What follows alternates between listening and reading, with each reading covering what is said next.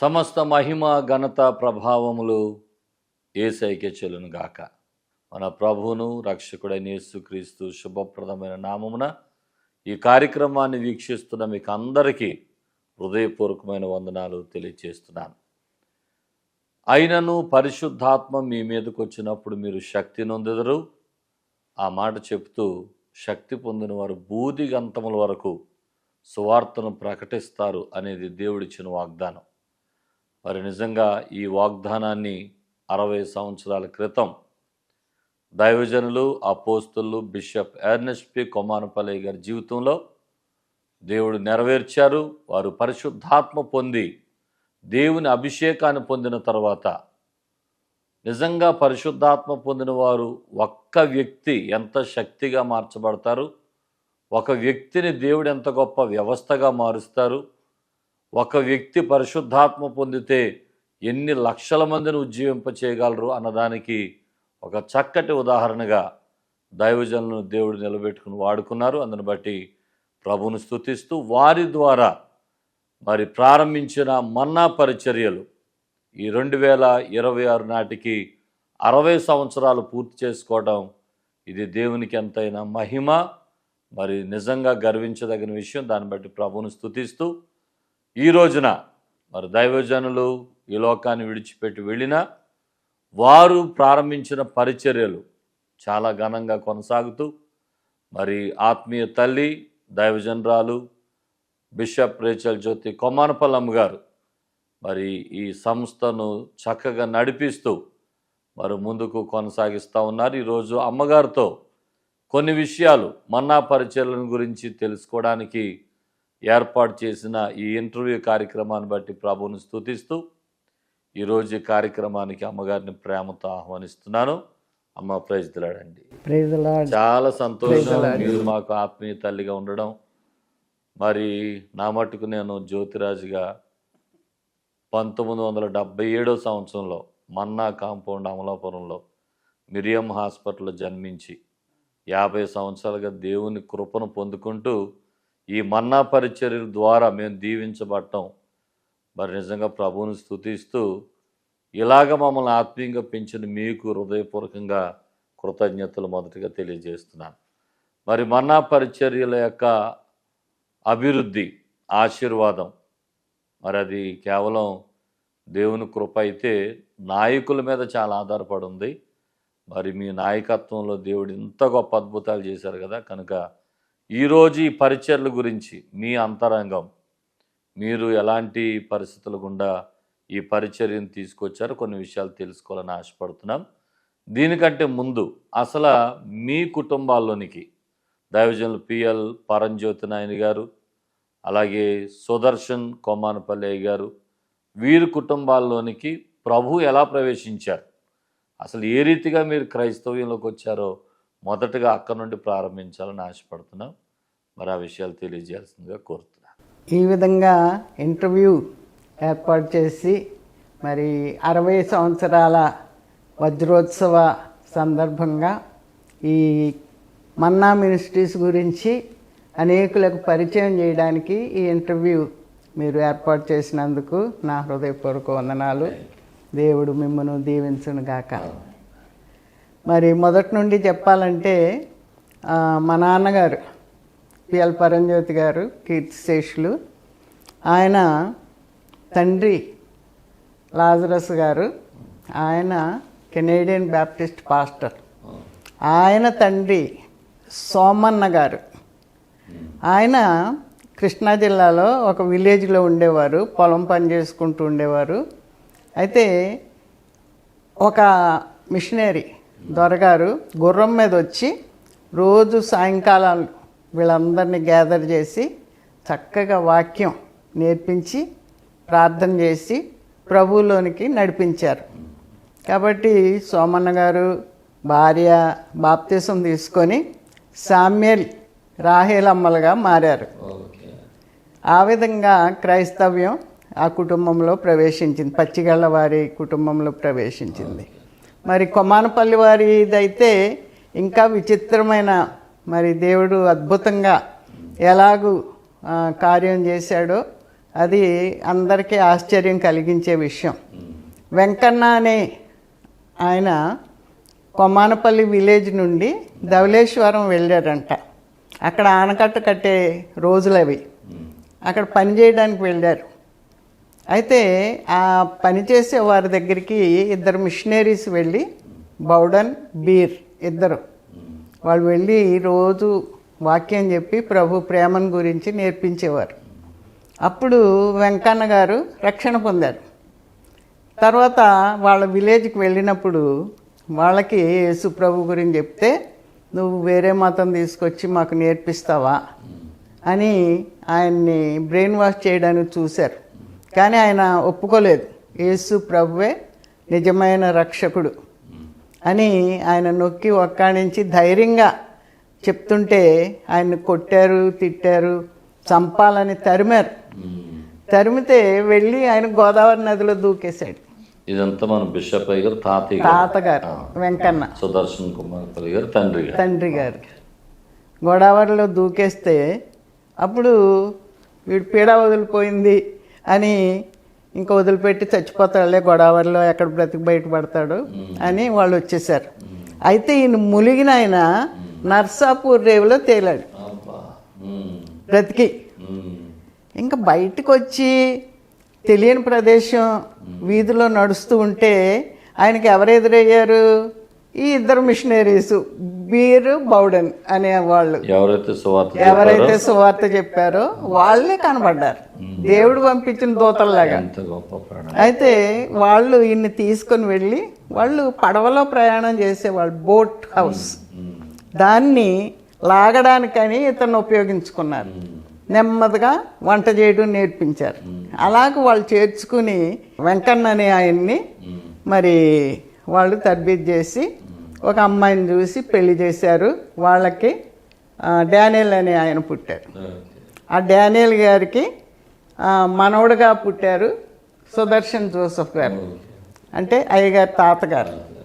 ఈ విధంగా అద్భుతంగా దేవుడు ఆయన బ్రతికించి, వెంకన్న గారిని బ్రతికించి, ఆ యొక్క ప్రభు యొక్క ప్రేమను చూపించి ఆ మిషనరీస్ ద్వారా ఆయన పైకి వచ్చాడు.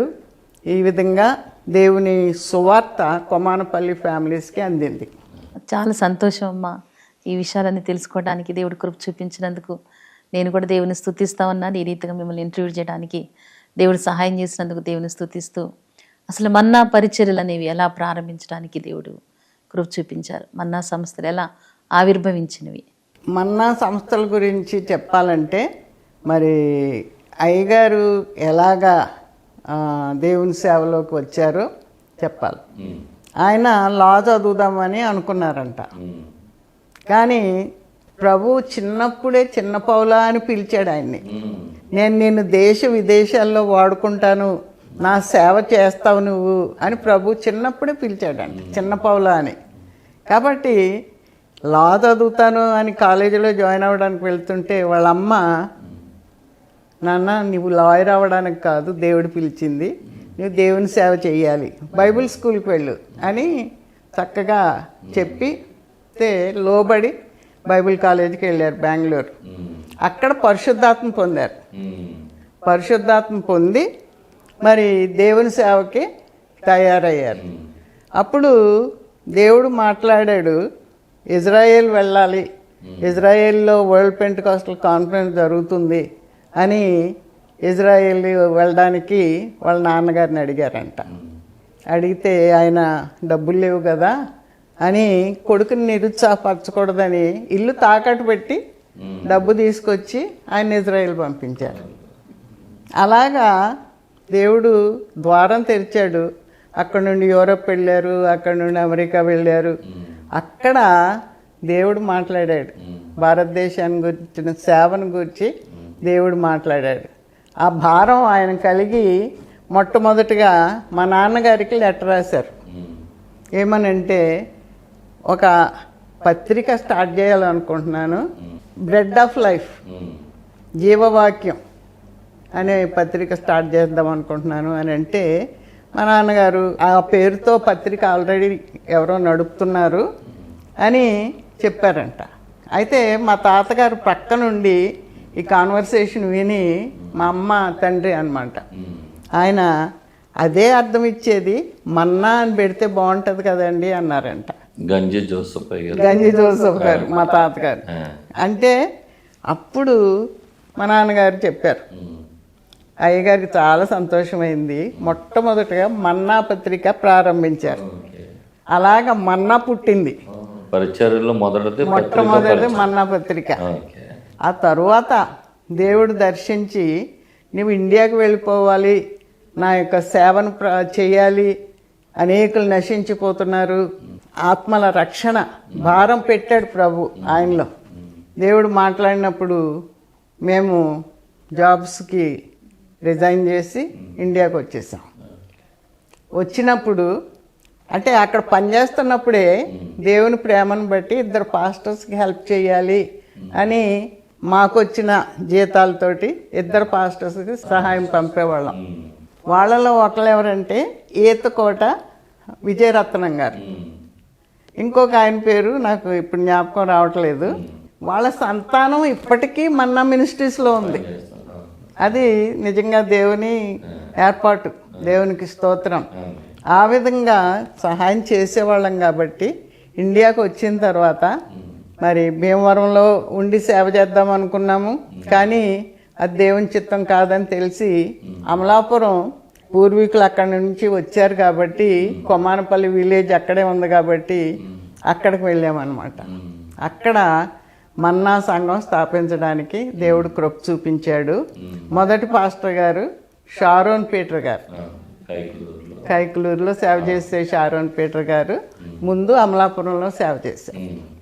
చాలా సంతోషం అమ్మా. మన్నా పరిచర్యలు ఎలా ప్రారంభించారో చాలా చక్కటి మాటలు చెప్పారు. అయితే పరిచర్యల్లో చాలా అద్భుతమైన పరిచర్య మిరియం పిల్లల ఆశ్రమం.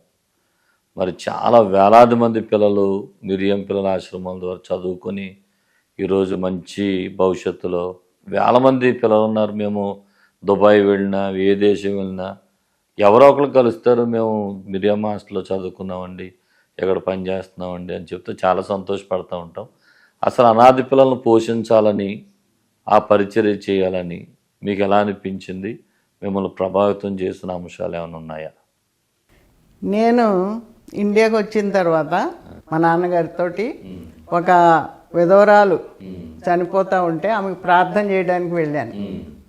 అయితే ఆమె చనిపోతూ నా చేయి పట్టుకొని, అమ్మ నువ్వు అమెరికాలో ఉంటున్నావు కదా, నా పిల్లలు 2 ఉన్నారు, వాళ్ళని ఎవరో చూడరు, ఎందుకంటే ఎవరి భారాలు వాళ్ళకు ఉన్నాయి, తండ్రి ముందే చనిపోయాడు కాబట్టి నువ్వు వాళ్ళని చేర్చుకో, నీవు వాళ్ళకి సహాయం చేయి అని కోరింది. నేను ప్రార్థన చేసి ఆమె చేతిలో డబ్బులు పెడుతుంటే ఆమె నన్ను ఆ రిక్వెస్ట్ చేసింది. సరే అని తప్పకుండా సహాయం చేస్తానని చెప్పాను. వచ్చేసాను. 3వ రోజున ఈస్టర్ సండే 69లో జరిగింది ఇది. ఈస్టర్ సండే రోజున ఆమె చనిపోయింది. నాన్నగారు ఆమె సమాధి చేసి ఆ పిల్లలిద్దరిని నీకు అప్పచెప్పింది కదా అని తీసుకొచ్చారు. అదే టైంలో మేము అమలాపురంలో ఇల్లు కట్టుకున్నాం. ఇల్లు కట్టిన దానికి ప్రతిష్ఠ జరిగింది. అప్పుడు ఈ పిల్లలిద్దరిని తీసుకొచ్చాం కొత్త ఇంట్లోకి. శాంతి, జ్యోతిరాజు అవును వాళ్ళిద్దరిని తీసుకొని కొత్త ఇంట్లోకి అమలాపురంలో ప్రవేశించాం. అలాగా పిల్లల పరిచర్య మరి ప్రారంభించడానికి దేవుడు కృప చూపాడు. అయితే ఇంకా ఆశ్చర్యమైంది ఏంటంటే, అయ్యగారు బెంగళూరులో చదివేటప్పుడే దేవుడు ఆయనతో మాట్లాడాడు. వాళ్ళు పర్సనల్ ఎవాంజలిజం కొరకు పార్క్ దగ్గరికి వెళ్ళేవారు. అక్కడ గొప్పోళ్ళు పిల్లలు స్వెటర్స్ వేసుకొని నానీస్ తోటి చక్కగా ఆడుకుంటూ ఉంటాం. మరి అడుక్కునే వాళ్ళు కూడా చేస్తారు కదా. ఒక ఆవిడ చింపిరి బట్టలు వేసుకొని ఒక బేబీని పట్టుకొని గట్టిగా హత్తుకొని ఏడుస్తుందంట. నా బిడ్డకి ఎవరన్నా సహాయం చేయండి, చలి చచ్చిపోతుంది అని ఏడుస్తుంటే అయ్యగారికి జాలి కలిగి ఆయన కప్పుకున్న మఫ్లర్ తీసి చుట్టి స్వెటర్ కూడా తీసి కప్పారంట. ఆ రోజు రాత్రి పండుకునేటప్పుడు ప్రార్థన చేస్తుంటే ప్రభు మాట్లాడాడు. ఏడుస్తున్నారంట. ఎందుకు ప్రభువా ఇటువంటి డిస్పారిటీ ఎందుకు? ఇంతమంది గొప్పోళ్ళు ఉన్నారు, ఎంతమంది పేదోళ్ళు ఉన్నారు, ఎప్పుడు వీళ్ళని కనికరిస్తావు ప్రభువా అని ఏడుస్తూ ప్రార్థన చేశారంట. అప్పుడు దేవుని వాగ్దానం ఏంటంటే, నిన్ను అటువంటి పిల్లల కొరకు వాడుకుంటాను, ఈ పిల్లల పరిచర్య కొరకు వాడుకుంటానని ప్రభు మాట్లాడాడు. కాబట్టి అక్కడ వాగ్దానం నెరవేరింది, ఇక్కడ నేను ఆమెకి ఇచ్చిన వాగ్దానం నెరవేరింది. ఆ కొత్త ఇంట్లోకి పిల్లల్ని తీసుకొచ్చాము. దాని ద్వారా చాలామంది ఆ వార్త విని అనాథ పిల్లల్ని చేర్చుకుంటున్నారు అని తీసుకొచ్చారు అమలాపురంలో ఫస్ట్ హోమ్. ఇప్పటి వరకు మిరియాం పిల్లల ఆశ్రమం ద్వారా ఎంతమంది పిల్లలు చదువు ఉంటారండి? బహుశా సుమారుగా కనీసం ఒక 15,000 పీపుల్ చిల్డ్రన్ అన్నా పెరుగుంటారు. అంటే మొదటిది అమలాపురంలో స్టార్ట్ చేసాము, కానీ ఆంధ్రాలోనే కొన్ని చోట్ల స్టార్ట్ చేసాం. ఆ తర్వాత తెలంగాణలో, నార్త్ ఇండియాలో, అండమాన్లో ఇలాగా దేవుడు దినదినాభివృద్ధి జరిగించాడు. నాకు తెలిసి 15,000 కంటే ఎక్కువే ఉంటారు. అంటే ఎప్పుడు లెక్క పెట్టుకోలేదు, ఎక్కువే ఉంటారు. అలాగే దీనితో పాటు పేదలకు సహాయం చేయటంలో ఇంకా మన్నా పరిచయ తరపున ఏదన్నా కార్యక్రమాలు జరుగుతున్నాయి అంటారా? దేవుని సంకల్పం ఏంటో కానీ దేవుడు ఆ అవసరత ఏదో మనకి చూపిస్తాడు. మేము అమలాపురంలో పనిచేస్తున్నప్పుడు ఈ ఆదివారం కొంతమంది అడుక్కునే వాళ్ళు వచ్చి చర్చిలో కూర్చున్నారు. వాళ్ళు ఎవరంటే కుష్ఠరోగులు. ఆ కుష్ఠరోగులు వచ్చి కూర్చుంటే ప్రక్కన ఉన్న వాళ్ళు కొంచెం అభ్యంతరంగా చూశారు. అయ్యగారు కూడా చర్చ అయిపోయిన తర్వాత, బాబు ఏం చేస్తారు మీరు? అడుక్కుంటున్నారు కదా. అడుక్కుంటామండి మేము, కానీ ఇలాగ చర్చికి రావాలనిపించి వచ్చాం మేము అన్నారంట. అప్పుడు మేము సహాయం చేస్తాము అని అనుకోకుండా అన్ప్లాన్డ్గా చెప్పేశారు వాళ్ళకి. అంతే, వాళ్ళు వెళ్ళిపోయి ఇంకా కొంతమందిని తీసుకుని ప్రతి ఆదివారం రావడం మొదలుపెట్టారు. వాళ్ళు బాప్తిసం కూడా తీసుకున్నారంట. అయితే గొప్ప సంగతి ఏంటంటే, ఈ బాప్తిజం అయిపోయిన తర్వాత కమ్యూనియన్ సర్వీస్, వాళ్ళు కమ్యూనియన్ తీసుకోవాలి. ఆ రోజుల్లో ఒకటే పాత్ర, ఆ ఒక్క గ్లాసులోనే అందరూ తాగాలి. అప్పుడు ఈయనకి కొంచెం భయం వేసిందంట, వీళ్ళు అభ్యంతర పడతారు ప్రజలు అని వాళ్ళని ముందుకు తీసుకొచ్చి కూర్చోబెట్టారు. వీళ్ళు కమ్యూనియన్ ఇచ్చేటప్పుడు వెనక నుంచి ఇస్తున్నారంట. ముందుకు వస్తూ ఉంటే వీళ్ళు ఎలా తీసుకుంటారు, అందరూ ఏమనుకుంటారు, వీళ్ళు తీసుకున్న తర్వాత నేను తీసుకోవాలి అని ఈయనకి కొంచెం భయం వేసిందంట. భయం వేసి, ప్రభువా ఏం చేయను, వీళ్ళది తాగింది నేను తాగాలి అని చాలా దుఃఖంతో ప్రార్థన చేస్తుంటే దేవుడు మాట్లాడాడంట.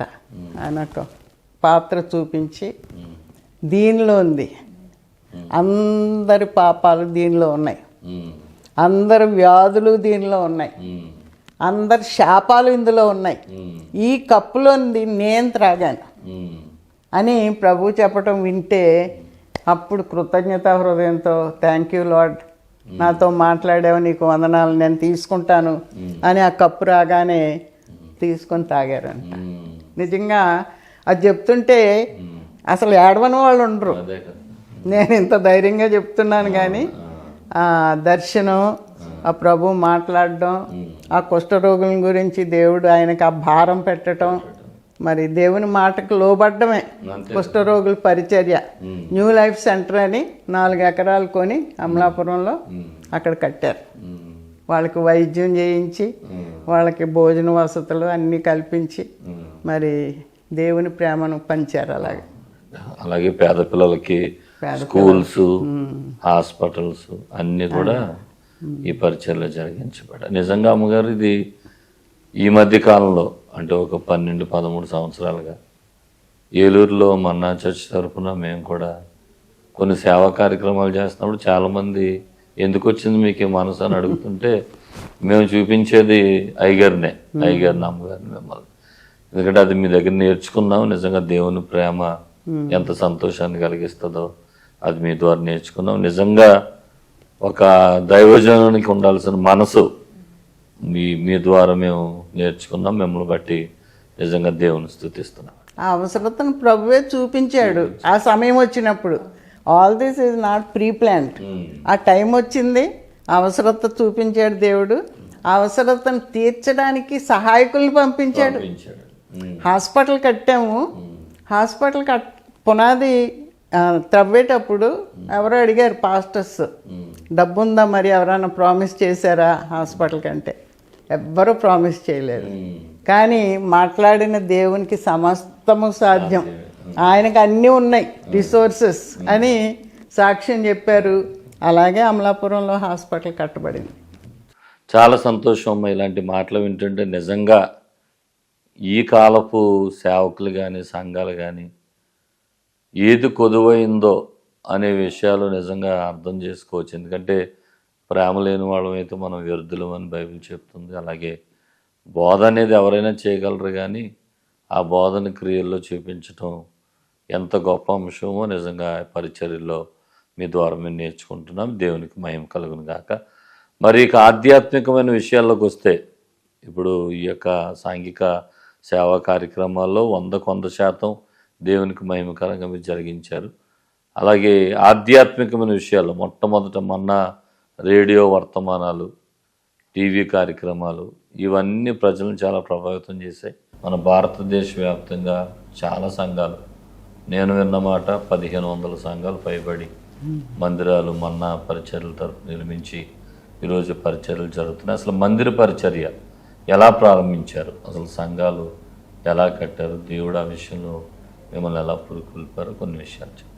ప్రభు మమ్మల్ని అమలాపురం నడిపించినప్పుడు ముందే మేము డబ్బు పంపించి మా నాన్నగారికి అక్కడ ఇల్లు కట్టించాం. ఆ ఇల్లు కట్టించిన తర్వాత ప్రతిష్ఠ జరిగిన తర్వాత ఆ ప్రక్కనే ఒక చిన్న పాకలాగా వేసి అక్కడ ఆరాధనలు మొదలుపెట్టాం. దేవుడు దాన్ని ఆశీర్వదించాడు. తర్వాత కాలువ ఒడ్డున ఇంకొంచెం పెద్దగా వేసాము, ఆరాధనలు పెట్టాం. అలాగా దినదినాభివృద్ధి జరిగింది. సంఘము మరి అభివృద్ధి చెందడానికి కారణం ఏంటంటే పరిశుద్ధాత్మ కారణం. పరిశుద్ధాత్మ కుమ్మరించబడినప్పుడు అందరికీ సాక్షులుగా ఉంటాం. అయ్యగారికి దేవుడిచ్చిన దర్శనం ఏంటంటే, ఒక నలుగురు కొత్తగా ట్రైనింగ్ అయిన పాస్టర్స్ని తీసుకొని అమలాపురంలో 4 వైపులా పంపించారు. వాళ్ళు పాటలు పాడి వాక్యం చెప్పి ప్రార్థనలు నేర్పించి అలా చేయటం వల్ల అనేకులు ఆకర్షించబడ్డారు. అప్పుడు విచిత్రం ఏంటంటే, హిందూస్లో దేవుడు చాలా గొప్ప కార్యం చేశాడు. ఈ స్త్రీలు దేవుని ప్రేమను గుర్తించి వాళ్ళు ఎంత ఆసక్తిగా మీటింగులకు వచ్చేవాళ్ళు అంటే, ఫాస్టింగ్ ప్రేయర్స్కి, సాటర్డే నైట్ సినిమాకి వెళ్తున్నాం ఫ్రెండ్స్ తోటి అని చెప్పి చర్చికి వచ్చేవాళ్ళు. అంత ఆసక్తి కనబరిచారు. ఆ తర్వాత సంఘం ఎదుగుతూ ఉంటే మరి ఎలాగెదిగిందంటే, ఈ కాటేజ్ ప్రేయర్స్కి వెళ్ళినప్పుడు వాళ్ళు వాక్యం అంటే ఎంత ఆసక్తి చూపించారు. అఫ్కోర్స్ మేము అక్కడ మొట్టమొదటిగా వాక్యం చెప్పిన వాళ్ళం కాదు, ఎందుకంటే మా పితరులు, మా నాన్నగారు వాళ్ళు ఇంకా కొంతమంది అక్కడ కాలినడకను వెళ్ళి సేవ చేశారు, సువార్త ప్రకటించారు.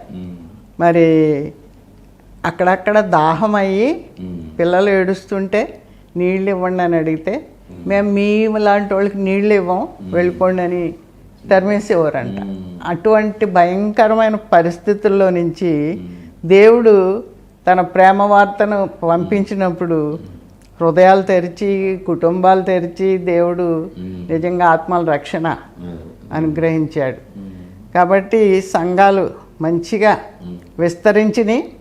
అమలాపురంలోనే కాదు, అది పుట్టిల్లు అనుకోవచ్చు.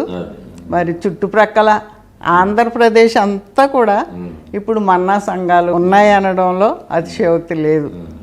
ఆంధ్ర అంతా ఉన్నాయి, తెలంగాణ వచ్చాం, దేవుడు చూపించాడు హైదరాబాద్ మూవ్ అవ్వమని. హైదరాబాద్ వచ్చేటప్పటికి ఇక్కడ క్రైస్తవ సంఘాలు చాలా తక్కువ. అయితే ప్రభు ద్వారాలు తెరిచి అద్భుతంగా ఇక్కడ కూడా అనేక సంఘాలు, కొన్ని 100 సంఘాలు స్థాపించడానికి దేవుడు కార్యం చేశాడు. అసలు ఈ మన్నా పరిచర్యలో ఇంకొక అద్భుతమైన పరిచర్య పాటలు, సంగీతం, ఆరాధన. చాలామందికి ఈ జనరేషన్ వాళ్ళకి తెలియని అంశం ఏంటంటే, ఇండిపెండెంట్ సంఘాల్లో లేకపోతే ఈ పెంతుకోస్తు సంఘాల్లో ఆరాధించడం అనేది మన్నా పరిచర్ల ద్వారా ప్రారంభించబడింది. ఆరాధన ఇలా చెయ్యాలి, ఇలాంటి పాటలు రాయాలి, ఇలాంటి సంగీతం ఉండాలి అని ఆ రోజుల్లో అసలు ఏమీ లేని దినాల్లో ఎలాగా దాన్ని మీరు ప్రవేశపెట్టారు? అసలు ఆరాధన తీసుకురావడానికి మరి కారణాలు ఏంటి? స్తుతి మన స్థితిని మారుస్తుందనే సత్యం నేర్చుకున్నాం.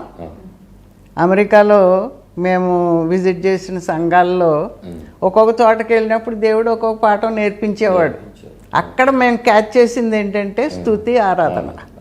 అది ఇక్కడికి వచ్చిన తర్వాత మన సంఘాల్లో అది ప్రారంభించడానికి దేవుడు కృప చూపాడు.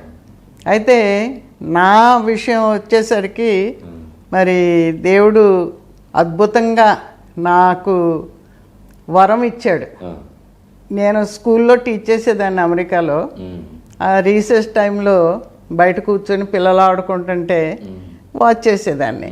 అప్పుడు చిన్నప్పుడు నేర్చుకున్న వాక్యాలు, తెలుగు వాక్యాలు, దేవుడు ఏదో రాగం ఇస్తే అలా పాడుకుంటా కూర్చునేదాన్ని. ఇంకా చేసేదేమీ లేదు, అలా పాడుకుంటూ కూర్చునేదాన్ని. కానీ అది ఎవరు విన్నారు? ప్రభువే విన్నాడు. మేము ఇండియాకి వెళ్ళిపోతున్నాము అని మేము ఒక చోట సాక్ష్యం ఇస్తే ఆ పాస్టమ్మ గారు ప్రవచనం చెప్పారు. నీవు పాటలు రాయడం, ఆ పాటలు సంఘాల్లో వాడబడడం, స్తుతి ఆరాధనకు వాడబడటం నేను చూస్తున్నాను అని ఆ పాస్టమ్మ గారు ప్రవచనం చెప్పారు. అది విన్నాను కానీ నేను పాటలు రాయడం ఏంటి, నాకు అది సమంజసంగా అనిపించలేదు. కానీ ఇండియాకి వచ్చేసిన తర్వాత ఒకరోజు మేము అమలాపురం నుండి భీమవరం వెళ్తున్నాం కారులో. వెళ్తుంటే సడన్గా ఒక పాట వచ్చింది నాకు. ఆ పాట నాకు ఆ ప్రవచనం జ్ఞాపకం వచ్చింది. ఆ పాట వినగానే నేను పాడుకుంటుంటే అది జ్ఞాపకం వచ్చింది. అప్పుడు తణుకులో ఆగాం మేము. నేను మా సిస్టర్ ఇన్లాకి పాడి వినిపించాను. ఇలా వచ్చింది పాట అని వినిపిస్తే చాలా బాగుంది వదిన, ఇది పాడదాము, నేర్చుకుందాము అని మొదలుపెట్టింది. ఆ విధంగా పాటలు మరి రాయడం మొదలైందనమాట. ఏదమ్మా మీరు రాసిన మొదటి పాట? ఘనత మహిమ ప్రభావములు నీకే చెల్లును అనే పాట ఉంది మన కీర్తన పుస్తకంలో. అమెరికా వెళ్ళిన కొత్తలో అయ్యగారిని ప్రసంగానికి పిలుస్తారు కదా, నువ్వు పాటలు పాడతావా అని అడిగేవారు. నేను లేదు నేను పాడను. ఇన్స్ట్రుమెంట్ వాయిస్తావా? లేదు రాదు. ఇలాగ అన్నిటికీ నో అని చెప్పటం నాకు చాలా బాధాకరం అనిపించింది. దేవుని దగ్గర మొరపెట్టుకున్నాను, ఏడ్చి ప్రార్థన చేశాను, ప్రభువా ఏదో ఒకటి చేయడానికి నాకు ఇయ్యి, నాకు ఏ టాలెంట్ లేదు, నాకు అసలు ఏది చేత కాదు. చిన్నప్పటి నుండి కూడా మా అమ్మ ఎక్కువ ప్రార్థన చేయించేవారు, ఎందుకంటే అమాయకంగా ఉండేదాన్ని అని. ఏడుస్తూ ప్రార్థన చేశాను, ప్రభువా నాకు ఏదో ఒకటి చేయటానికి ఇయ్యి. దావీదు రాజు గుమ్మం దగ్గర నేను కావలిగా అన్నా ఉంటాను అని ప్రార్థన చేశాడు కదా, ఏదో ఒకటి నాకు పని అప్పగించు ప్రభువా అని ప్రార్థన చేశాను నేను. కానీ ఈ పాటలు రాయడం అప్పగిస్తాడని నాకు తెలియదు అప్పటికి. అక్కడ స్కూల్స్లో బయట కూర్చుని వాక్యాలు రాగాలు పెట్టి పాడుకుంటాం, మరి ఈ ప్రవచనం రావడం, ఇక్కడ పాట రావడం, ఇవన్నీ కూడా దేవుని సంకల్పం. దేవుడు నాకు ఓహో నిన్ను వాడుకుంటున్నాను అని నా ప్రార్థనకు జవాబు ఇచ్చాడు అనమాట. అలాగ పాటలు రాయడం మొదలైంది. సుమారుగా ఎన్ని పాటలు రచించి? 200 పైనే రాసి ఉంటాను అనుకుంటున్నాను. నేను ఎప్పుడు లెక్క పెట్టుకోలేదు. మన్నా పాటల పుస్తకాల్లో ఎక్కువ శాతం మీ పాటలు. నాకు తెలిసి మేము పుట్టిన తర్వాత విన్న మొదటి పాటలు మీవే. ఇదిగో దేవుని గొర్రె పిల్ల, సర్వలోక నివాసులారా, ఈ పాటలన్నీ చాలా అద్భుతమైన. ఇంకొక సంగతి ఏంటంటే, ఇండియాకి వచ్చిన తర్వాత మనం పాడుకుంటున్న పాటలు అన్నీ వింటుంటే నేను ఇవన్నీ Tamil translated, Malayalam translated, English translated సాంగ్సే. కానీ దేవుని వాగ్దానం ఏంటి? మీకు క్రొత్త పాట ఇస్తానని వాగ్దానం చేశాడు. ఆ భారంతో ప్రార్థన చేశాను నేను, ప్రభువా మా మధ్య పుట్టిన పాటలే అన్నీ ఇతరులే బారో చేసుకుని పాడుతున్నావు, నువ్వు క్రొత్త పాట ఇస్తానని వాగ్దానం చేసావు కదా, నాకు ఈ ప్రభు అని ప్రార్థన చేశాను నేను. దేవుడు అలాగే ఇచ్చాడు. అన్నిట్లో ప్రపంచంలో ఉన్న తెలుగు వాళ్ళందరినీ చాలా ఉజ్జీవింపజేసిన పాట సిలువలో నాకే కార్చాను యేసు రక్తం. ఆ పాట రాయటం వెనక మీ అనుభవాలు ఏంటమ్మా? అది యాక్చువల్గా మా నాన్నగారికి బాగాలేదు, ఈ హాస్పిటలైజ్ అయ్యారు, బాగాలేదు. అదేమో లెంట్ సీజన్, ఫాస్టింగ్ ప్రేయర్స్ జరుగుతున్నాయి. ఓకే. చర్చిలో ఒకరోజు నేను ఏడుస్తూ ప్రార్థన చేస్తున్నాను. ప్రభువా, నీవు రక్తం కార్చావు మా కొరకు, మరి మమ్మల్ని నీ సొత్తుగా చేసుకున్నావు, మరి మమ్మల్ని నీ రక్తంతో కడిగి శుద్ధీకరించి మాకు నీ ఆత్మనిచ్చావు, మా నీతిని మాకు నీతిని అనుగ్రహించావు, అనీతిని తీసివేసావు అని ప్రార్థన చేసుకుంటుంటే అది పాటలాగా వచ్చేసింది నాకు. అది చాలాసార్లు దేవుని ఆత్మ ఏం చేస్తుందంటే ఒక పాట ప్రేరేపించి విదిన్ హాఫ్ అవర్ అయిపోద్ది అంతే. ఈ సిల్వలో నాకై కార్చిన అనేది కూడా ఆ భారంతో ప్రార్థనలో పుట్టింది. ఎందుకంటే నాన్నగారికి బాగాలేదు ఆ టైంలో, ఆ భారం, మరి స్వస్థత గురించి కూడా ఉంది అందులో. ఆ పాట పాడుతుంటే చాలాసార్లు అమలాపురంలో స్వస్థతలు జరిగినాయి, అనేక చోట్ల స్వస్థతలు జరిగినాయి. కాబట్టి దేవుని ఆత్మకార్యమే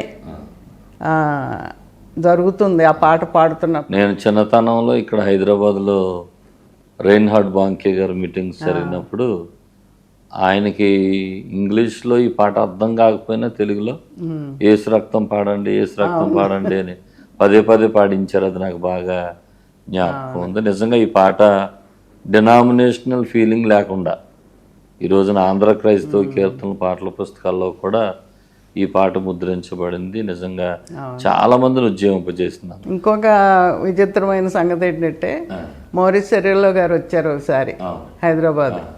ఆయనతో వచ్చిన ఒక దొర యేసు రక్తం పాడుతున్నాడు.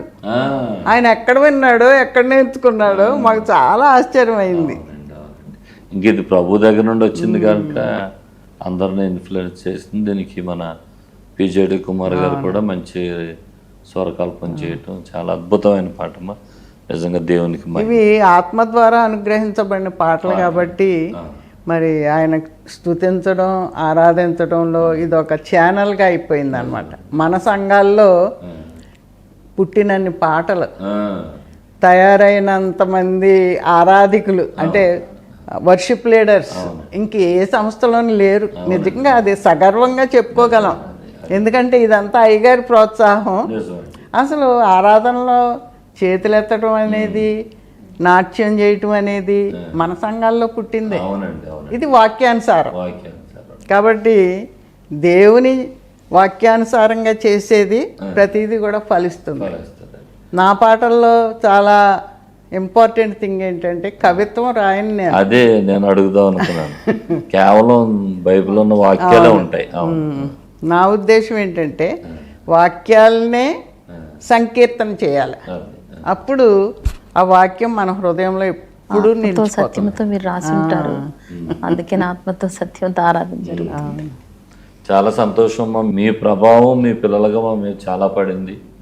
నిజంగా ఆరాధన ఇక్కడ నేర్చుకోవటం, మేము దేవుని కృపలో కొన్ని పాటలు రాయటం, పరిచర్యలో తల్లిదండ్రులుగా మీరు ఇచ్చిన ప్రోత్సాహం చాలా గొప్పది. మరొకసారి మీకు నిజంగా కృతజ్ఞతలు మేము తెలియజేస్తాం. దేవుడు మన్నాలో ఎంతోమంది గ్రేట్ వర్షిప్ లీడర్స్ని తయారు చేశాడు. వాళ్ళలో మీ కుటుంబస్తులే ఎక్కువ. మీ నాన్నగారి దగ్గర మొదలైంది.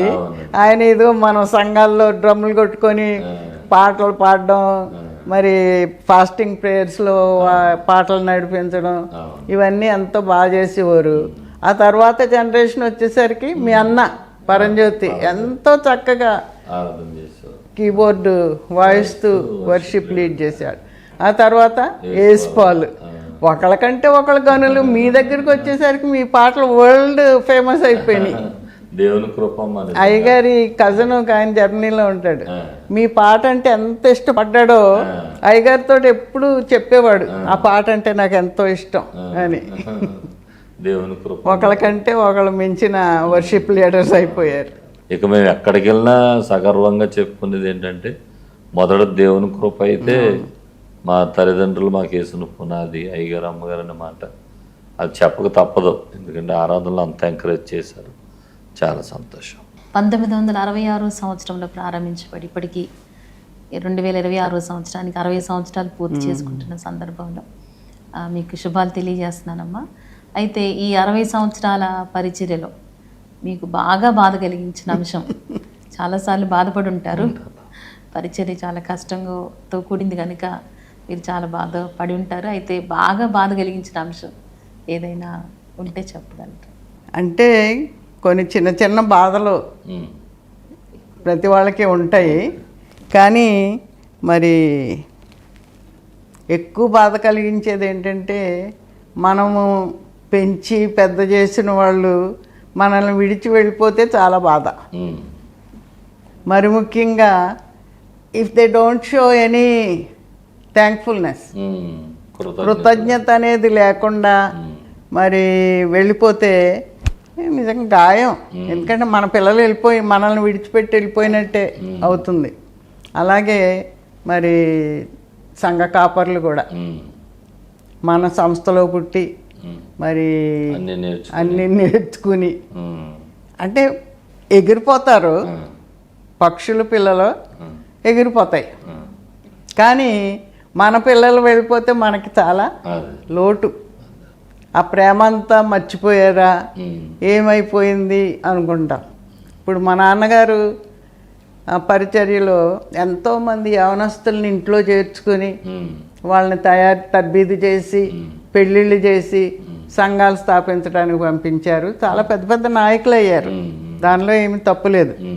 అయితే మనమేం ఆశపడతామంటే మనం పెంచాం కదా, మనతో ఉండి సేవ చేయాలి, ఈ సేవ పురోభివృద్ధికి వాళ్ళు పాటుపడాలి అని ఆశపడతాం. కానీ వాళ్ళు కొంచెం గర్వంగా ప్రవర్తించి దూరం అయిపోతే చాలా బాధపడతాం. నమ్మక ద్రోహం అదే, అది చాలా జీర్ణించుకోలేని అంశం. ఇలాంటి పరిచర్యలో చాలా ఎదుర్కొని ఉంటారు. అయితే సంతోషించిన సందర్భాలు కూడా మీ జీవితంలో ఉంటాయి ఖచ్చితంగా. దీనిలాగానే ఇప్పుడు నేను చెప్పిన సందర్భం లాగానే మన చిల్డ్రన్ హోమ్లో పెరిగిన పిల్లలు సేవకులుగా తయారయ్యి వారు ఎంతో మంచి సేవ చేస్తుంటే ఎంత సంతోషం కలుగుతుంది. మన పాస్టర్స్ పిల్లలు వాళ్ళు కూడా వాళ్ళకంటే బెటర్ టాలెంట్స్ తోటి వాళ్ళకంటే గొప్ప సేవ చేస్తుంటే ఇంకెంత సంతోషంగా ఉంటుంది. ఇటువంటివన్నీ కూడా మనకి ఎంతో సంతోషం, సంతృప్తిని కలిగిస్తాయి. చాలా సంతోషం. చాలా అనుభవాలు నిజంగా 60 సంవత్సరాలు అంటే మేము మీ దగ్గర చాలా నేర్చుకోవాలి. ఇంకా ఈ తరపు సేవకులు చాలా అంశాలు నేర్చుకోవచ్చు. ఈ ఇంటర్వ్యూ కొంతమందికైనా ఖచ్చితంగా ఉపయోగపడుతుందని నమ్ముతున్నాను. మరొక మాట్లాడగలనుకుంటున్నాను.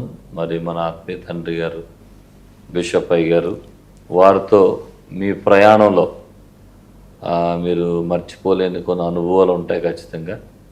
ఏదన్నా ప్రజల ఆశీర్వాదం కొరకు కొన్ని విషయాలు చెప్తారని ఆశపడుతున్నాను. దేవుని మహాకృప వల్ల కొన్ని దేశాలు తిరగడానికి, ఆయనతో సేవ చేయడానికి దేవుడు మార్గం తెరిచాడు.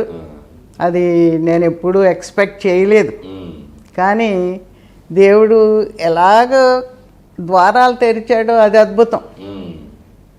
అయ్యగారు మొట్టమొదట ఇజ్రాయెల్ వెళ్ళినప్పుడు $8తో వెళ్ళారంట. బాంబేలోనే ఎవరో కోర్టు తీసేసుకున్నారు, దొంగిలించేశారు. ఆ చలి అలాగ ప్రయాణం చేసి వెళ్తే అయ్యగారు ఇజ్రాయెల్లో ఏమీ తింటలేదు అని దేవుడు చూశాడు. ఒక ఆయన్ని పంపించాడు, పలానా వ్యక్తిని తీసుకెళ్ళి నువ్వు పోషించు అన్నాడంట. అంతే, ఆయన తీసుకెళ్ళి భోజనం పెట్టించాడు. తీసుకెళ్ళిన డబ్బులు అయిపోతున్నాయి, ట్యాక్సీకి అక్కడక్కడ పెట్టారంట, అయిపోతున్నాయని తిండి మానేశారు. అయితే దేవుడు ఆయన్ని పోషించాడు. అలాగే మరి ఒక ఆవిడ, నేను పలానా చోటకి వెళ్తున్నాను, లండన్ వెళ్తున్నాను, నువ్వు ఈ అడ్రస్కి రా అని పెట్టిందంట. ఎల్సీ వుడ్వర్డ్ అని ఆయన లెబనాన్ వెళ్ళే దారిలో కలుసుకున్న ఆవిడ ఈ అక్కడ కాన్ఫరెన్స్కి వెళ్ళింది. ఆవిడ పెట్టిందంట ఈ మెసేజ్, పలానా చోటకు వెళ్ళాలి, నేను వెళ్తున్నాను రమ్మని. తీరా ప్లేన్ దిగేటప్పటికి ఆవిడ లేదు అక్కడ.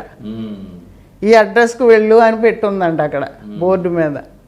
అక్కడికి వెళ్తే ఆవిడ ఆ ఇంటి ఆవిడ తలుపు తీయకుండానే, తీసింది కానీ లోనకి రమ్మనకుండానే ఈవిడ లోన్ నుంచి మాట్లాడుతుంది. ఆయన వితౌట్ జాకెట్ చలిగాలిలో ఉండి జవాబులు చెప్తున్నారంట. ఎందుకు వచ్చావు అంటే మరి స్ట్రేంజ్ కంట్రీ, స్ట్రేంజ్ పీపుల్, ఇంకా జరిగిందంతా చెప్పారు. చెప్తే ఆవిడ సరే లోనకరా, ఈ రాత్రికి మాత్రం ఉండు, I'm expecting company tomorrow morning you have to leave అన్నదంట. సరే అని వెళ్ళి పడుకున్నారు కానీ భయంతో రేపు ఎక్కడికి వెళ్ళాలి తెలియక వణుకుతూ ఆవిడ ఇచ్చిన ఏదో సూపు ఏదో తాగి పడుకున్నారంట. రాత్రంతా ప్రార్థనలోనే ఉన్నారంట. ఆ నెక్స్ట్ మార్నింగ్ ఆవిడ అన్నదంట, నా దగ్గర రావాల్సిన వాళ్ళు ట్రిప్ క్యాన్సిల్ చేసుకున్నారు, నువ్వు ఉండొచ్చు అన్నదంట. దేవుడు అద్భుతంగా ఎలా ద్వారం తెరిచాడంటే చాలా ఆశ్చర్యకరం. అక్కడికి ఎవరో విజిటింగ్కి వచ్చిన వాళ్ళు, పలానా చోట ఒక కాన్ఫరెన్స్ జరుగుతుంది, అక్కడ ఫారినర్స్ చాలామంది వస్తారు, నువ్వు కూడా రా అన్నారంట. అలాగే వెళ్తే దేవుడు ఒక్కొక్కళ్ళు ఆయన సాక్ష్యం విన్న వాళ్ళు వాళ్ళ దగ్గరికి పిలిచారు. అలాగే ద్వారాలు తెరిచాడు.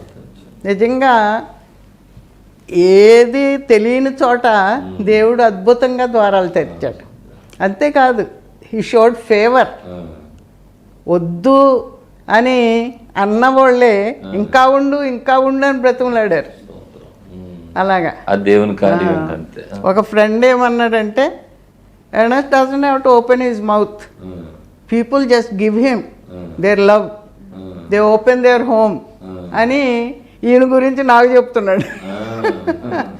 దేవుడు అంత మంచి ఫేవర్, ఆ కృప చూపించి ఒక్కొక్క చోటకి నడిపించాడు. యూరోప్లో అనేక చోట్ల దేవుడు వాడుకున్నాడు. ఎన్ని దేశాలు తిరుగుంటారమ్మా? 80 పైనే తిరిగానని చెప్పేవారు, మరి లెక్క పెట్టుకున్నారు. భూతిగంతంలో వరకు సాక్షులు. ఆ చిన్నప్పుడు చెప్పిన ప్రవచనం దేవుడు అలా నెరవేర్చాడు. నిజంగా చిన్న పౌలు అనే పిలుపు నిజంగా పౌలు పరిచర్యలే జరిగాయి. చాలా అద్భుతంగా. ఎప్పుడు ఈ జనరేషన్లతో సేవకులతో మాట్లాడుతున్నప్పుడు ఓ మాట చెప్పేది ఏంటంటే, ఇప్పుడు అన్ని సౌకర్యాలు ఉన్నాయి, మనకు అన్నీ ఉన్నాయి, రోడ్లు ఉన్నాయి, బళ్ళు ఉన్నాయి, కార్లు ఉన్నాయి. అసలు పరిచర్య అంటే మీరు చేసింది, రోడ్లు లేక, బళ్ళు లేక, కార్లు లేక నడిచి. మరి నిజంగా మా నాన్నగారు వాళ్ళ టైంలో అయితే 50-60 మైళ్ళు ఈజీగా నడిచి ఆగుతా వాక్యం చెప్తా వెళ్ళిపోయేవారంట. ఆకలి వేస్తుంటే వేరుశనగ పప్పులు కొనుక్కొని తిని నీళ్లు తాగి కడుపు నింపుకొని వెళ్ళేవారంట. అసలు వాళ్ళకి అన్నిటి ఫలితమే ఈరోజు క్రైస్తవ్యానికి ఒక మంచి పునాది ఏర్పడింది. చాలా అయ్యగారు కూడా ప్రయాణాల్లో కొన్ని కష్టాలు పడ్డారు. నేను కూడా చూశాను. వాటర్ బాటిల్ కొనుక్కొని తాగడానికి భయపడేవారు, ఆ డబ్బులు ఖర్చు పెట్టడానికి. అంత జాగ్రత్త తీసుకునేవారు. Every penny he used to save. ఇండియాకు పంపాలి, పిల్లలకు పంపాలి, పిల్లలను పోషించబడాలి అనే తాపత్రయంతో వాటర్ బాటిల్ కూడా కొనుక్కునేవారు కాదు. అంత విచిత్రంగా ఉండేది నాకు. త్యాగమూర్తులండి, త్యాగమూర్తులు నిజంగా. అమ్మ చాలా సంతోషం. మీరు ఇప్పటికీ కొన్ని తరాల పరిచయలను చూశారు. అయితే ఈ తరానికి అలాగే మీ తరానికి ఉన్నటువంటి పరిచయలకు ఉన్నటువంటి వ్యత్యాసం ఏదైనా కనబడుతుందా? ఏదైనా ఉందంటారా? చాలా కనబడుతుంది. ఎటువంటిదంటే అది ఒరిజినల్ కాలింగ్. ఒరిజినల్ కాలింగ్లో ఏముంటుందంటే త్యాగం అనేది ఉంటుంది. సుఖం కోరుకోదు. ఈ రోజుల్లో పాస్టర్స్ ట్రైనింగ్ అయిన కొత్త పాస్టర్స్ ఏమడుగుతున్నారంటే, అన్ని సౌకర్యాలు ఉన్న దగ్గర పంపించండి అని అడుగుతున్నారు. అస్సలు త్యాగం చేయడానికి ఇష్టపడరు, లేకపోతే వాళ్ళు సొంత ఊరు వెళ్ళడానికి ఇష్టపడతారు, ఎందుకంటే బంధువులు అందరూ చూసుకుంటారని. కానీ ఆ రోజుల్లో మరి నిద్రాహారాలు మాని సేవ చేసేవారు. అంతేకాదు ఎక్కువగా పర్సిక్యూషన్ ఉండేది. మా నాన్నగారు వాళ్ళని రాళ్ళేసి కొట్టారు. అయ్యగారికి కూడా తల మీద మచ్చలు ఉంటాయి, రాళ్ళేసి కొట్టినాయి అంటాయి. బెంగళూరులో ఈ పర్సనల్ ఎవాంజలిజంకి వెళ్ళినప్పుడు రాళ్ళు విసిరితే ఇక్కడ గాయమయ్యి ఆ మచ్చ ఇంకా ఉంది. అలాగా హింసించబడ్డారు, మరి త్యాగపూరితమైన సేవ చేశారు. ఎవరైతే వాళ్ళని హింసించారో వాళ్ళు కూడా రక్షణ పొంది సాక్ష్యం చెప్పారు. మా మామగారికి యాక్చువల్గా విషం పెట్టాడంట ఒక ఆయన, భోజనానికి రాని తీసుకెళ్ళి విషం పెట్టాడంట. నెక్స్ట్ డే సమాధి కార్యక్రమం జరుగుతుంటుంది, అందరూ ఏడుస్తూ ఉంటారని వెళ్ళాడంట చూడడానికి. బ్రతికి సంతోషంగా ఉంటే కాళ్ళ మీద పడి ఒప్పుకున్నాడంట, అయ్యా క్షమించండి, చంపుదామని సైతాన్ని ప్రేరేపించింది, విషం పెట్టాను అని ఏడిసి క్షమాపణ కోరుకున్నాడంట. అలాగా ప్రభు నిజంగా అద్భుతాలు చేశాడు.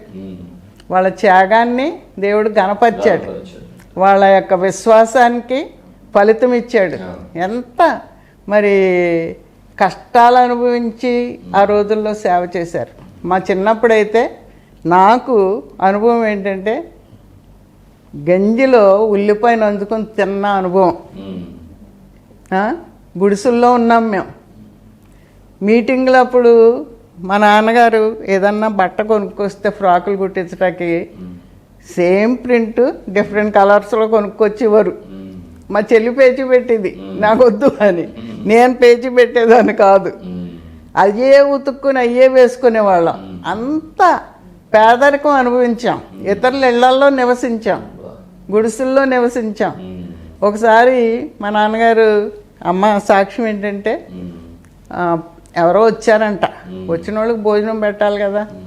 నేను చిన్నప్పుడు తిరుగుతుంటే అమ్మ నాని అమ్మకి చెప్పు పాస్టర్లు వచ్చారు, భోజనం పెట్టాలి, అన్నం వండమని చెప్పు అన్నారంట.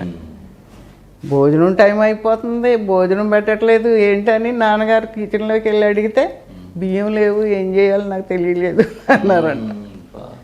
అప్పుడు నాయన పోస్ట్ ఆఫీస్కి వెళ్ళి ఆయన బ్యాగ్లో స్టాంప్స్ ఉండే ఎప్పుడు, ఆ స్టాంప్స్ మళ్ళీ రిటర్న్ చేసి ఆ డబ్బులతో బియ్యం కొనుక్కొచ్చి వండి పెట్టారంట. అటువంటి సాక్రిఫైస్, అటువంటి సమర్పణ ప్రభు బిడ్డలకి పెట్టాలి, పోషించాలి అనే తాపత్రయం. ఆ త్యాగం నీటి తరానికి ఆ లేమిలో నుండి ప్రభు ఎలా పైకి తీసుకొచ్చాడు. సేవ అభివృద్ధి అయింది, దేవుడు అన్ని సౌకర్యాలు ఇచ్చాడు, అంతా సమృద్ధిని ఇచ్చాడు, పిల్లల్ని ఆశీర్వదించాడు, పరిచర్యలను ప్రారంభించబడి. నిజంగా దేవుడు ఈ త్యాగాన్ని మెచ్చి ఎన్నో రెట్లు ఫలితం ఇచ్చాడు. వెదజల్లి అభివృద్ధి కలిగిన వారు. ఈ రోజుల్లో మరి అది కనబడదు. 30 రోజులు ట్రైనింగ్, వెంటనే రెవరెండ్, వెంటనే బిషప్. నిజమే, త్యాగపూరితమైన పరిచయాలు కరువు అయిపోయినాయి. చాలా సంతోషం. నిజంగా ఇవన్నీ వింటుంటే ఈ కాలపు సేవకులు కానీ సంఘాలు కానీ చాలా నేర్చుకోవాలండి. చాలా ఇంకోటి ఏంటంటే ఈ రోజుల్లో మల్టీమీడియా ఎక్కువైపోయింది. ఇన్స్టెంట్ గా ఫేమస్ అయిపోదామని ఫోటోలు పెట్టేసుకోవడం, ఏదో చెప్పేయటం, ఇన్స్టెంట్ గా ఫేమస్ అయిపోవాలి రాత్రికి. మరి మన పితరులు ఎంత త్యాగం చేసి నిద్రాహారాలు మాని వాక్యం చెప్పాలి, ఆత్మల రక్షణ పొందాలి అనే తాపత్రయంతో they had that passion to drive them. అంత అద్భుతమైన సేవ చేశారు కాబట్టి ఈ రోజుల్లో మనం ఆ పంట కోస్తున్నాం. నిజంగా ఈరోజు కార్యక్రమాన్ని చూస్తున్న ప్రతి ఒక్కరూ నేటి సేవకులు, నేటి యువకులైన సేవకులు ఖచ్చితంగా గమనించాలి. మరి ప్రభు కొరకు త్యాగాలు చేసేవారుగా, దేవుని కొరకు కష్టపడేవాళ్ళుగా, మరి ఘనత కోరుకోకుండా, మరి ఏ లాభం ఆశించకుండా ప్రభు కొరకు ఆత్మను సంపాదించాలన్న తపన ఖచ్చితంగా మనలోకి వచ్చిన రోజున మన పరిచర్యలు ఫలిస్తాయి, మన కుటుంబాలు దీవించబడతాయి అని చెప్పడానికి మరి కుటుంబాలే గొప్ప ఉదాహరణ.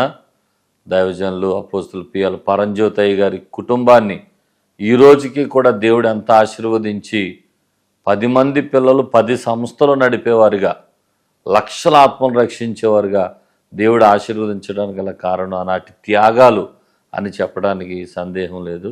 కనుక ఊరికనే రాత్రి గొప్పోడు అయిపోవాలి, పెద్ద స్పీకర్గా కనపడాలి మరి అని తాపత్రయపడే ప్రతి ఒక్కరికి ఈరోజు అందుతున్న సందేశం ఏంటంటే, కష్టపడండి, దేవుడు ఆశీర్వదిస్తాడు. నమ్మకమైన వారికి దీవెనలు మెండుగా కలుగుతాయి. కనుక అమ్మగారు చెప్తున్న ఈ మంచి మాటలను బట్టి ప్రభువుని స్తుతిస్తూ, ఈ మన్నా పరిచర్ల 60 సంవత్సరాలు పూర్తవుతున్న సందర్భంగా దేవుణ్ణి నిజంగా స్తుతిస్తున్నాను. దేవునికి మహిమ కలుగును గాక. అమ్మ, మరి మన్నా పరిచర్ల 60 సంవత్సరాలు దేవుని కృపను జ్ఞాపకం చేసుకుంటూ ఆయన మహింపరచడానికి చేస్తున్న ఈ ఇంటర్వ్యూలో మన ఆత్మీయ తండ్రి బిషప్ అయ్య గారు మీతో కలిసి ఒక చక్కటి నాయక బృందం కలిసి పనిచేశారు. మరి వారు మీతో ఎలాంటి పరిచర్యలు చేశారు, వారిని గురించి మీరు ఏం చెప్తారో కొన్ని మాటలు తెలియచేయాల్సింది కోరుతున్నాను. మొదటి నుండి కూడా మా నాన్నగారు పిఎల్ పరంజ్యోతి గారు మన్నా పరిచర్యల్ని ఎంతో ప్రోత్సహించారు, సలహాలు ఇచ్చారు. మరి ఒక తండ్రి వలె మరి మమ్మల్ని నడిపించారు. అయితే మేము ఇండియాకు వచ్చిన తర్వాత మాకు మరి కుడి భుజంగా ఎడం భుజంగా నిలబడిన వాళ్ళు ఎవరంటే స్పర్జనయ్య గారు, మా తమ్ముడు. ఆయన మొదటి నుండి కూడా ఎంతో హెల్ప్ఫుల్గా ఉన్నారు. అమెరికాలో ట్రినిటీ బైబిల్ కాలేజీలో ఆయన చదువుకొని అక్కడ తెలుగు సంఘాన్ని స్థాపించి అది నడిపించి అయ్యగారుకి హెల్ప్ చేయాలని అన్నీ వదులుకొని ఇండియాకు వచ్చేసి భీమవరంలో ఉండి ఆయన మన్నా పరిచర్యలను నడిపించారు. రెండో వాళ్ళు ఎవరంటే లాలయ్య గారు, కాల్ డేవిడ్ కొమాన్పల్లి గారు.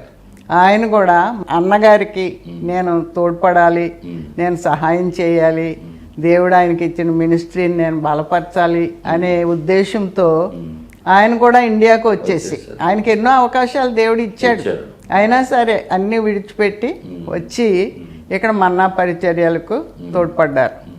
మరి ఆ తర్వాత మేము అమలాపురంలో ఉన్నప్పుడు ఇంకా సేవ చేయడానికి వచ్చిన మరి ఎలీషా రాజయ్య గారు, ఆయన ఎంతో ఒక స్నేహితుడిలాగా వెన్నంటి కూడా ఉండి మరి ప్రతి చోటకి వెళ్ళి సేవ చేసి అక్కడ అమలాపురం సంఘాన్ని మరి బలపరిచి ఈ మన్నా పరిచర్యలకి ఎంతో తోడ్పడ్డారు.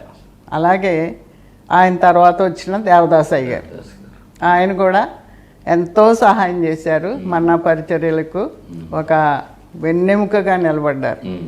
అలాగే పీటర్ గారు, పీటరయ్య గారు కూడా మరి మన్నా పరిచర్యల ద్వారానే రక్షణ పొందారు. అలాగే దేవుడు ఆయన్ని నిలబెట్టి వాడుకున్నాడు, దేవునికి స్తోత్రం. ఇంకా మరి సాల్మన్ గారు ఉన్నారు, అలాగే తిమోతి అయ్య గారు ఉన్నారు. అలాగే షారోన్ పీటర్ గారు మొట్టమొదటి పాస్టర్ అమలాపురంలో, ఆయన చాలా అసలు అద్భుతమైన సేవ చేశారు.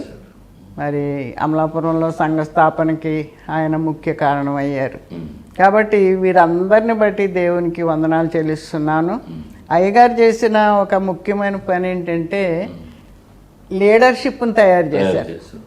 ఆ లీడర్షిప్ని ఎలా తయారు చేశారంటే, మరి ప్రతి వాళ్ళు కూడా బైబిల్ కాలేజీకి వెళ్ళాలి, బైబిల్ నేర్చుకోవాలి, తర్బీదు పొందాలి, అప్పుడే వారు మంచి సేవ చేస్తారనే నమ్మకతో బైబిల్ కాలేజెస్ స్టార్ట్ చేశారు, బైబిల్ స్కూల్స్ స్టార్ట్ చేశారు, అలాగే ట్రైనింగ్ ఇచ్చారు. అలాంటి వాళ్ళనే మన్నా పరిచర్యల్లో ఎక్కువగా వాడుకున్నాం. ఇంకోటి ఏంటంటే అయ్యగారు చేసింది మరి రీజనల్ కాన్ఫరెన్సెస్ పెట్టారు.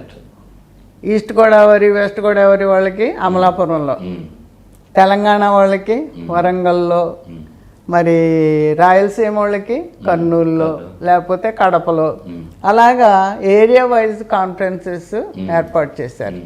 అంతేకాకుండా నెక్స్ట్ జనరేషన్ లీడర్షిప్ అని కొత్త పాస్టర్స్ని నాయకులుగా తయారు చేయడానికి ప్రతి సంవత్సరం కాన్ఫరెన్సెస్ పెట్టి న్యూ లీడర్షిప్ కాన్ఫరెన్స్ అని అది కూడా అయ్యగారు ప్రారంభించిందే.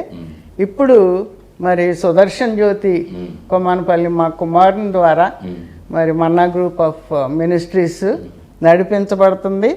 మరి ఆయనకి చేదోడు వాదోడుగా మరి మీలాంటి వాళ్ళు నిజంగా ఎంతో ప్రోత్సాహం ఇస్తున్నారు, ఎంతో సహాయం చేస్తున్నారు. మరి యేసుపాల్ యూత్ లీడర్, మన్నా యూత్ లీడర్గా ఏ దేశం వెళ్ళినా యేసుపాల్ పేరు వినపడుతుంది. ఎందుకంటే ఎక్కడికి వెళ్ళినా మన పాటలు పాపులర్ చేసేస్తున్నాడు, వర్షిప్ లీడర్. అలాగే యూత్ మినిస్ట్రీ కూడా వర్ధిల్లుతుంది. దేవునికి స్తోత్రం. ఈ విధంగా దేవుడు మన మన్నాలో మోస్ట్ ఏబుల్ లీడర్స్ని ఇచ్చాడు. దేవునికే మహిమ. ఇంకా మరి ఇక్కడ దేవుడు దర్శనం ఇచ్చి హైదరాబాద్ వెళ్ళమన్నాడు. ఇక్కడ వచ్చిన తర్వాత రాక్ చర్చ్ మినిస్ట్రీ స్టార్ట్ చేయడానికి దేవుడు కృపానుగ్రహించాడు. ఈ రాక్ చర్చ్ మినిస్ట్రీస్కి ప్రెసిడెంట్గా నేను కొంతకాలం ఉన్నాను. ఇప్పుడు దీవెన్ కుమార్ గారు ఆయన ప్రెసిడెంట్గా ఉంటూ అది రన్ చేస్తున్నారు. మరి మెయిన్ చర్చ్ మసాబ్ ట్యాంక్లో రాక్ చర్చ్కి సీనియర్ పాస్టర్స్గా ఉంటూ దీవెన్ కుమార్, విజయ దీవెన్ వీరిద్దరూ వారు చక్కగా మరి ఇక్కడ తెలంగాణలో రాక్ చర్చ్ మినిస్ట్రీస్ నడిపిస్తూ ఉన్నారు. దాన్ని బట్టి దేవునికి వందనాలు. చాలా సంతోషమ్మా. మీ తరంలో బిషప్ అయ్య గారితో మీతో పరిచయం చేయటం, మరలా ఇప్పుడు సుదర్శన్ జ్యోతి అయ్య గారితో, దీవెన్ కుమార్ అయ్య గారితో ఇలాంటి వారితో కలిసి పరిచయం చేయటం, ఇదంతా దేవుడు మాకు ఇచ్చిన ధన్యతగా భావిస్తున్నాం. నేను ఎక్కడికి వెళ్ళినా మా నాయకత్వం గురించి చెప్తాను. రెండోది, ఒక నాయకుడు లేని పరిచర్య అది సరైన త్రోవలో నడవదు. ఆ ఒక నాయకుని ద్వారా నడిచిన పరిచర్య ఎంత ఫలభరితంగా ఉంటుందో అది మేము చూసిన వారంగా నిజంగా ప్రభువుని స్తుతిస్తున్నాం. చివరగా నేటి క్రైస్తవ సంఘానికి మీరిచ్చే సందేశం ఇప్పుడు ఏం చెప్పాలనుకుంటున్నారు? నేటి సంఘానికి, నేటి సంఘం మరి దేని కొరకు ఎదురు చూస్తుందంటే ఉద్యోగం కొరకు ఎదురు చూస్తుంది.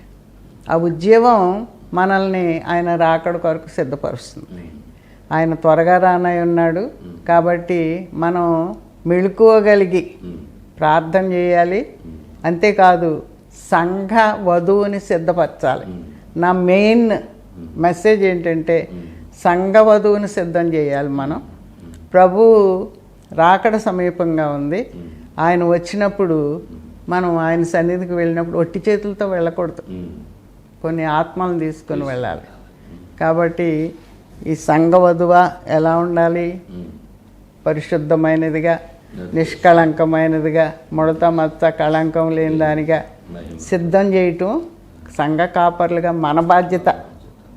మనమే పరిశుద్ధత లేకపోతే ఏమీ చేయలేం. ఎవరన్నా సంఘాలని, విశ్వాసుల్ని క్రిటిసైజ్ చేస్తే ఎంత బాధ. ఈ మధ్య నేను విన్నాను, ఒక గొప్ప దైవజనుడిలాగా మనం ఇన్వైట్ చేసుకుంటాము, మరి ఆయన చాలా నీచంగా మాట్లాడారు సంఘంలోని విశ్వాసుల గురించి.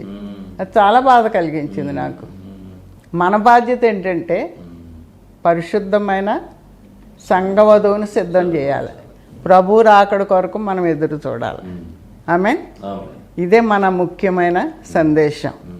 Be ready, he's coming for us, we have to be ready. Okay. చాలా సంతోషం. చాలా అద్భుతమైన సాక్ష్యాన్ని 60 సంవత్సరాలుగా దేవుని కృప మరి ఎంత విస్తారంగా మన్నా పరిచర్ల మీద దేవుడు అనుగ్రహించారో మరి ఈ సాక్ష్యాలు వింటున్నప్పుడు నిజంగా దేవునికి మహిమ. దేవుడు ఒక వ్యక్తిని ఏర్పరచుకుంటే ఆ వ్యక్తి ద్వారా ఎంత శక్తివంతమైన పరిచర్యలు జరిగించుకుంటారో అన్నదానికి ఉదాహరణగా మరి ప్రభునందు నిద్రించిన దైవ సేవకులు, మన ఆత్మీయ తండ్రి బిషప్ ఎర్నెస్ట్ కొమ్మానపల్లి గారు, అలాగే ఆత్మీయ తల్లి రేచల్ జ్యోతి కొమ్మానపల్లమ్మ గారి కుటుంబం ద్వారా దేవుడు జరిగిస్తున్న ఈ పరిచర్లను బట్టి ప్రభుని స్తుతిస్తున్నాను. నిజంగా మన్నా వర్తమానములు అనే రేడియో కార్యక్రమాలు, మన్నా మాధుర్యం అనే టీవీ కార్యక్రమాలు, అలాగే మిరియం చిల్డ్రన్స్ హోమ్, అలాగే అనాథ పిల్లల ఆశ్రమాలు, విధవరాండ్రకు సహాయం చేయటం, కుష్ఠరోగులను ఆదరించటం, హాస్పిటల్స్ నిర్మాణాలు, కాలేజీలు, స్కూళ్ళు, పేద పిల్లల కొరకు ఎన్నో కార్యక్రమాలు. మరి నిజంగా క్రీస్తు ప్రేమను క్రియల్లో కనపరిచిన ఇంత గొప్ప పరిచర్లను బట్టి నేను దేవుని ఎంతో కనపరుస్తున్నాను. ఈ రోజున బోధించేవారు ఉన్నారు, క్రియల్లో చూపించేవారు తక్కువైపోయారు. ఈ రోజున నేను ఈ పరిచర్ల ద్వారా నేను నేర్చుకున్నాను, క్రియల ద్వారా క్రీస్తు ప్రేమను కనపరచటం. ప్రియమైన దేవుని బిడ్డలారా, ఈ మాటలు వింటున్న సేవకులారా, బోధ ఒకటే కాదు, మనకి కావలసింది క్రీస్తు ప్రేమను క్రియల్లో కనపరిచే బోధ. మనం చేసినప్పుడు అది ఫలభరితంగా ఉంటుంది. 60 సంవత్సరాలు అలాంటి క్రియలతో కూడిన మంచి పరిచర్యను చేసిన మన్నా పరిచర్యను బట్టి దేవుని స్తుతిస్తూ, మా ఆత్మీయ నాయకులైన దైవజనులకు అందరికీ మరొకసారి హృదయపూర్వకంగా కృతజ్ఞతలు, 60 సంవత్సరాల శుభాకాంక్షలు తెలియచేస్తున్నాను. చివరిగా అమ్మగారు చెప్పారు, క్రీస్తు రాకడ చాలా సమీపంగా ఉంది, ప్రభు త్వరగా వస్తున్నాడు. కాపురులమైన మనం మన సంఘాలను పరిపూర్ణతలోనికి నడిపిద్దాం, క్రీస్తు రాకడ కొరకు సిద్ధపరచుదాం. మనమంతా ఏకమై మరి దేవుని రాజ్య స్థాపనలో అలుపెరగని యోధులుగా పనిచేద్దాం. అట్టి కృప దేవుడు మనందరికీ అనుగ్రహించునుగాక. ఆమేన్. అమ్మ, చాలా సంతోషం. మేము అడగగానే ఈ కార్యక్రమాన్ని అంగీకరించి ఇన్ని మంచి విషయాలు మాకు నేర్పించినందుకు మరొకసారి మీకు మా నిండు కృతజ్ఞతలు తెలియజేస్తున్నాను. Thank you. జ్యోతిరాజయ్య గారు, మరి ఇటువంటి అమూల్యమైన అవకాశం నాకు కల్పించి ప్రభు ఈ మన్నా పరిచర్యల ద్వారా ఈ 60 సంవత్సరాల్లో ఏమేం జరిగించాడో అవన్నీ తలపోసుకొని ఆయనకు కృతజ్ఞతలు చెల్లించడానికి మీరు కల్పించిన అవకాశాన్ని బట్టి దేవునికి వందనాలు. మీకు మా హృదయపూర్వక వందనాలు. థ్యాంక్ యూ సో మచ్ అమ్మా. థ్యాంక్ యూ అండి. Okay, God bless you.